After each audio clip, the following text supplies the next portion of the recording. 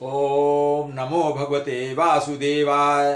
प्रस्तुत है श्रीमद् भगवद गीता का छठा अध्याय ध्यान योग, श्लोक संख्या 42 और 43। श्लोक संख्या 42 इस प्रकार है।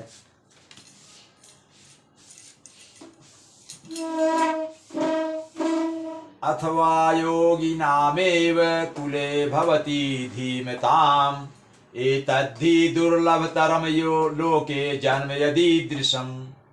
इसका अर्थ है, भगवान कह रहे हैं कि अगर कोई योगी दीर्घ काल तक योग करने के बाद असफल होता है, मान लीजिए बहुत 80%, 90% तक कर लिया, 10-15%, 20% रह गया और वो असफल हो जाता है, भौतिक लालसाओं में फंस जाता है।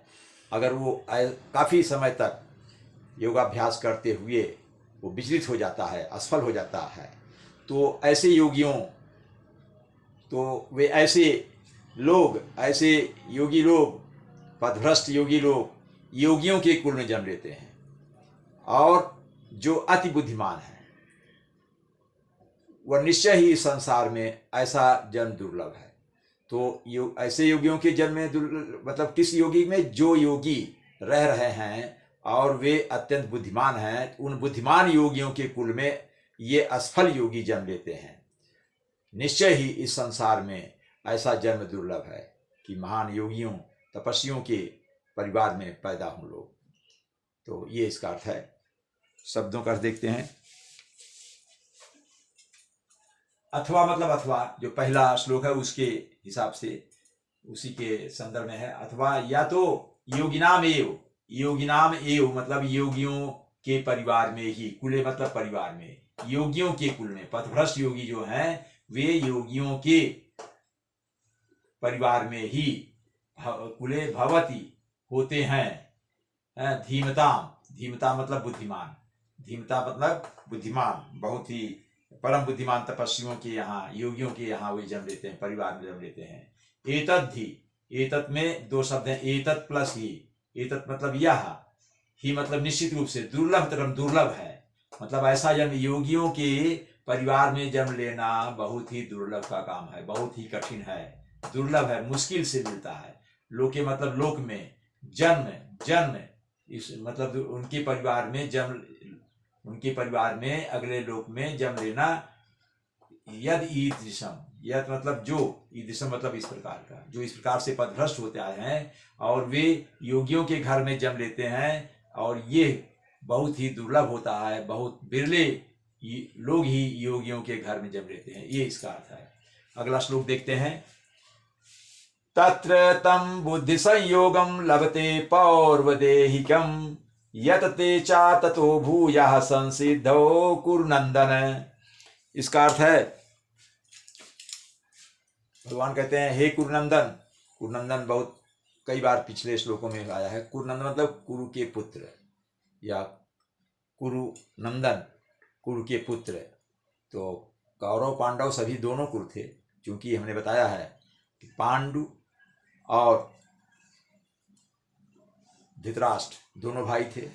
धृतराष्ट्र जन्म से अंधे थे, और पांडु की जब मृत्यु हो गई तो पांडु के पांचों पुत्र युधिष्ठिर, भीम, अर्जुन, नकुल, सहदेव, ये उम्र में वो छोटे थे। सबसे बड़े युधिष्ठिर, लेकिन वे भी उम्र में कम थे, इसलिए राज्य का कार्यभार धृतराष्ट्र को सौंप दिया गया। यद्यपि वे जन्मान थे, लेकिन उनको सौंप दिया गया। तो ये है। तो कौरव तो सभी थे, लेकिन पांडु के पुत्र होने के नाते इन पांचों भाइयों को, कौन, युधिष्ठिर, अर्जुन, भीम, नकुल, सहदेव को पांडव कहा जाने लगा। लेकिन कुरुनंदन तो भी हैं। तो हे कुरुनंदन, हे कुरु वंश में जन्म लेने वाले अर्जुन, ऐसा जन्म पा करके जो वह योगी होता है, अपने पूर्व जन्म की जो देवी चेतना है, दैवी चेतना, जो दैवी चेतना उसके अंदर थी, उसको फिर से प्राप्त कर लेता है। क्योंकि वो पथभ्रष्ट तो हुआ था, लेकिन उसके अंदर दिव्य भावनाएं आ गई थी, दिव्य चेतना थी। वो दूसरे जन्म में जो पूर्व जन्म का उसका दिव्य चेतना है, उसको फिर से प्राप्त कर लेता है, और पूर्ण रूप से सफलता प्राप्त करने के लिए पुनः अपने उसी उद्देश्य से, मतलब पूर्णत्व को प्राप्त करने के लिए कृष्ण भावनामृत में पूरी आस्था के साथ वो लग जाता है, और उन्नत करने का प्रयास करता रहता है, अपने आध्यात्मिक विकास को करने का प्रयास करता रहता है। ये इसका अर्थ है। अर्थात वो पूर्ण योगी बनने का प्रयास करता रहता है। वो सोचता है कि इस बार हम पथभ्रष्ट नहीं होंगे, चाहे जितनी भौतिक इच्छाएं हमको हमारे अंदर आए, मैं सब पर नियंत्रण पा लूंगा। भौतिक सुख साधनों की ओर मैं उनकी ओर उन्मुख होकर मैं नहीं देखूंगा, और इस बार मैं पूरी तरह से नियंत्रण करके कृष्ण भावना भावित होकर के आत्म साक्षात्कार की स्थिति को पहुंच जाऊंगा। ऐसा संकल्प लेकर के वो आगे बढ़ता है। शब्दों कर देखते थे मित्रों।